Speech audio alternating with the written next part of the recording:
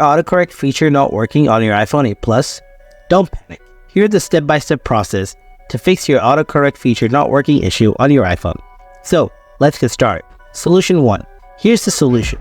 Go to Settings, scroll down, tap General, scroll down, tap Keyboard. Now simply enable auto capitalization. Enable autocorrection. Then enable check spelling and smart punctuation. Then go back to Settings. Tap Accessibility. Scroll down. Tap Keyboard.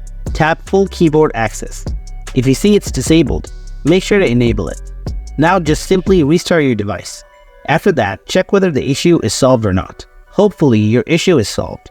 If you found this video helpful, then drop a like and don't forget to subscribe to our channel. And if you have any kind of questions, then please ask them in the comment section below.